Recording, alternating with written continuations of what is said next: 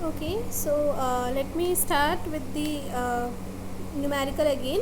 तो इसमें देखो मैंने पहले बता दिया था कि जो नंबर्स हैं, जो सिंबल्स हैं, उनको सबसे पहले हम असेंडिंग ऑर्डर में अरेंज करते हैं। असेंडिंग ऑर्डर में अरेंज करने के बाद we will add the bottom two symbols. तो 0.02 0.01 विल बी एडेड इनटू 0.03। और जो दो ब्रांचेस हैं उनमें से मैंने बड़े वाले को 0 लिखा है, छोटे वाले को 1। It's completely depend on you. अगर तुम लोग चाहते हो तो you can write 0.02 as 1 and 0.01 as 0। 0.02 को 0 नहीं लिखना है, उसके जो सामने ब्रांच है ना, ध्यान रहे उस ब्रांच को हम नाम दे रहे हैं 0, और 0.01 के सामने जो ब्रांच है उस ब्रांच को हमने नाम दिया है 1। लेकिन ये चीज़ ध्यान रहे कि एक बार जब मैंने बड़े को 0 दे दिया तो अब मैं हर बार जैसे जैसे मैं आगे ऐड करती जाऊँगी हर बार बड़ा नंबर मेरे लिए 0 होगा एंड छोटा नंबर विल बी 1। अकॉर्डिंगली तुम लोग भी ध्यान रखना, ठीक है। अब देखो नेक्स्ट आया 0.03। अब 0.03 को मैं वापस से अरेंज करूँगी, मतलब इसी नंबर को वापस से देखूंगी, लेकिन मेरा अरेंज करने के बाद भी देखो 0.03 छोटा ही है। 0.03 से बड़ा क्या है, 0.06 तो ऑलरेडी ऊपर है। तो अब वापस से मैं 0.03 और 0.03 will be added and it will be resultant क्या आएगा 0.06। अब लेकिन इस बार इस ब्रांच में देखो 0.03 ही है, दोनों नंबर है और दोनों नंबर इस 0.03, बोथ आर इक्वल। तो अब किसको 0 और किसको 1 करें। नाउ अब ये तुम्हारी मर्जी है, इस बार कुछ भी देखने का ज़रूरत नहीं है कि कौन सा 0 और कौन सा 1। Whichever branch you wanna make it as 1 and 0 accordingly, तुम्हारे हिसाब से, ठीक है। कि now again 0.06 is automatically arranged. हमें इस सिस्टम को अरेंज करने की ज़रूरत नहीं है, इट इज़ ऑटोमेटिकली अरेंज। देखो 0.06 से ऊपर 0.12 है तो वो ऑलरेडी ऊपर है ना। तो अगेन 0.06 और 0.06 को ऐड करो, it will give the resultant at 0.12। अब फिर से 0.06 और 0.06 ही है, तो अगेन तुम्हारी मर्जी है, जैसे चाहो किसी भी एक ब्रांच को 1, किसी भी एक ब्रांच को 0 कर दो। फिर अगेन 0.12 एंड 0.12 एडेड इंटू 0.24। 0.24 भी 0.30 से कम ही है, तो मतलब हमें फिर से इसको अरेंज करने की ज़रूरत नहीं है। और 0.12 भी 0.12 है, तो फिर से 0 1 अपनी मर्जी से किसी को भी 0 किसी एक को 1 कर दो। लास्ट में फिर 0.3 और 0.24 को जब ऐड करा है तो वी हैव 0.54।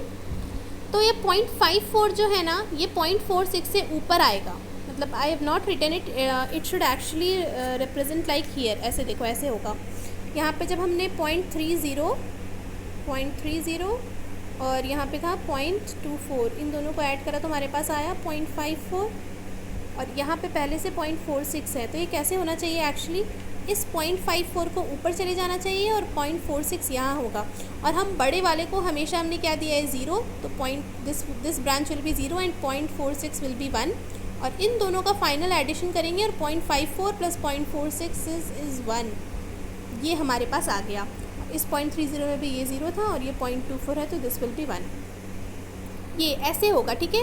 ये ध्यान रहे, इस वाले फिगर में this is wrong, this 0.54 should go up. क्यों, क्योंकि 0.54 0.46 से बड़ा है, इसलिए डायग्राम कुछ ऐसा बनेगा, ठीक है। तो करेक्ट है। तो ये बन गया है फाइनली हमारा। अब हमें क्या करना है, इस नंबर्स को मतलब पीछे से कोड बनाते हुए जाना है। यानी देखो सबसे पहले तो हम 0.54 के लिए बनाएंगे, तो 0.54 कहाँ है, 0.54 ये रहा। इसी ब्रांच को पीछे से फॉलो करना स्टार्ट करो। ये 0.54 के अकॉर्डिंग क्या आ रहा है इस ब्रांच में नंबर, देखो 0, यानी 0.54 के लिए कोड क्या हो जाएगा, 0.54 का कोड होगा इट विल बी 0। फिर हम 0.46 के लिए देखेंगे, 0.46 के लिए कोड क्या आ रहा है, ये रहा घूम के 1, तो 0.46 के लिए आ जाएगा कोड हमारे पास 1। लेकिन just a minute, sorry, 0.54 is the added version. 0.54 को तो हम लाए हैं, ये हमारा बीच का नंबर है। एक्चुअली हमारे पास कोड क्या है 0.46, तो हमारे पास जो प्रोबेबिलिटीज़ गिवन है वो तो 0.46 है ना। तो हम 0.46, sorry this 0.54 is nowhere there in the scene. I thought कि 0.454 है, but 0.54 is not there. So 0.54 को तो हम कोड ही नहीं करेंगे, we will be coding 0.46 only, है ना।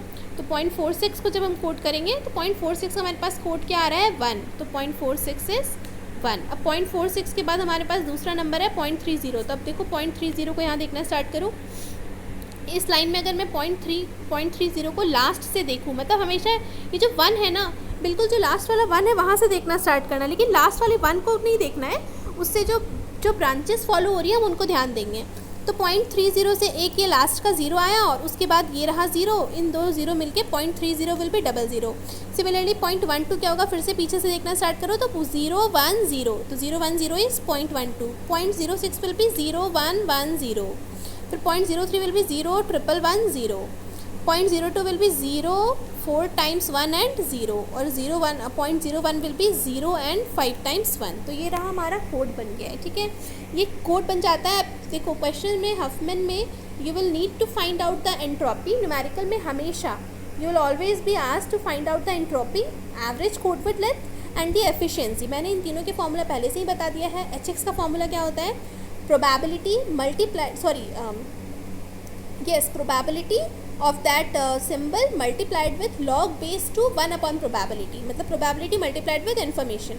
तो Px1 गिवन ही है, log base two 1 upon Px1 भी निकल आएगा। वैसे ही सबका summation plus Px2 log base two 1 upon Px2 plus Px3 log base two 1 upon Px3 and so on, ठीक है। ऐसे हो जाएगा एंट्रोपी। आर बार क्या होता है?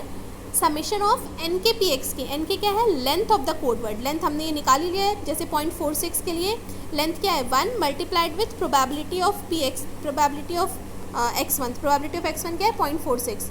सो क्या हो जाएगा? 1 into 0.46 plus 2 into 0.30 plus 3 into 0.12 plus 4 into 0.06 and so on. ऐसे हमारा length average length of the codeword निकल आएगा। और फाइनली एफिशिएंसी। एफिशिएंसी क्या होता है? एंट्रोपी अपॉन एवरेज कोडवर्ड, यानी HX अपॉन आर बार। तो 1.9871 डिवाइडेड बाई 1.9900 आएगा 0.9940। So this is the efficiency, ठीक है। तो ये है हमारा हफमैन, काफ़ी इजी सा है। And such examples will be following in the class में है होगा। And I will give you the assignments too. करते करते it will be all clear. Okay.